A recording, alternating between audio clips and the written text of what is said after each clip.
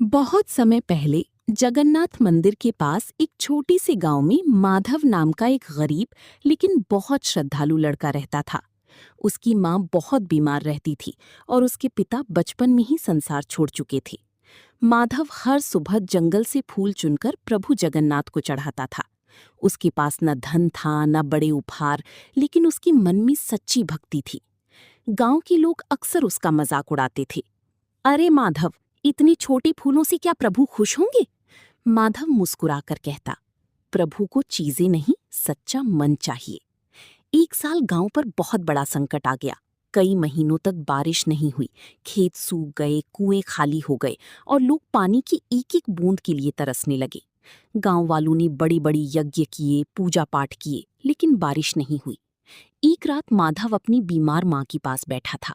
उसकी माँ ने कमजोर आवाज में कहा, बेटा, सच्ची मन से प्रभु को पुकारो, सच्ची भक्ति कभी व्यर्थ नहीं जाती। अगली सुबह माधव फूल लेने जंगल गया। रास्ते में उसे एक बहुत बूढ़ा साधु मिले। साधु बहुत प्यासा था। माधव के पास सिर्फ एक छोटा घड़ा पानी था जो वो अपनी माँ के लिए ले जा रहा था। माधव कुछ पल रुका, लेकिन फिर उसने बिना सोचे पूरा पानी साधु को पिला दिया। साधु ने पानी पीते ही मुस्कुराकर कहा, बेटा, तुमने अपनी जरूरत से पहले दूसरी की सेवा की है, यही सच्ची भक्ति है। इतना कहते ही साधु की चारों ओर दिव्य प्रकाश फैल गया और माधव ने देखा कि वहां स्वयं प्रभु जगन्नाथ खड़े हैं। माधव आश्चर्य और भक्ति से उनके चरणों में गिर पड़ा। प्रभु जगन्नाथ बोले, माधव, पूजा केवल फूल चढ़ाने से नहीं होती, सच्ची पूजा दया, सेवा और निस्वार्थ प्रेम से होती है। प्रभु ने माधव को जंगल की एक रहस्यमयी गुफा के पास जाने को कहा। माधव वहां पहुंचा। गुफा के अंदर एक विशाल पत्थर था। प्रभु की आज्ञा से माधव ने आंखें बंद करके प्रार्थना की। तभी अचानक वह पत्थर टूट गया और उसमें से मीठी पानी का तेज झरना फूट पड़ा।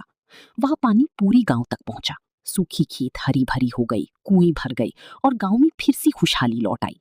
गांव वाले हैरान रह गए। सबने माधव से माफी मांगी। हमने तुम्हारी सच्ची भक्ति को नहीं पहचाना। माधव विनम्रता से बोला, ये मेरा नहीं, प्रभु जगन्नाथ का चमत्कार है। उन्होंने सिखाया है कि सबसे बड़ी पूजा दूसरों की मदद करना है। उस दिन के बाद गांव बदल गया। लोग एक दूसरे की मदद करने लगी, भूखों को भोजन देने लगी और हर काम प्रेम से करने लगी। जंगल की वह गुफा जगन्नाथ कृपा गुफा के नाम से प्रसिद्ध हो गई। कहानी का संदेश, सच्ची भक्ति केवल मंदिर जाने में नहीं, बल्कि दया, सेवा और निस्वार्थ प्रेम में होती है। जो दूसरों की मदद करता है, उस पर भगवान की कृपा हमेशा बनी रहती है।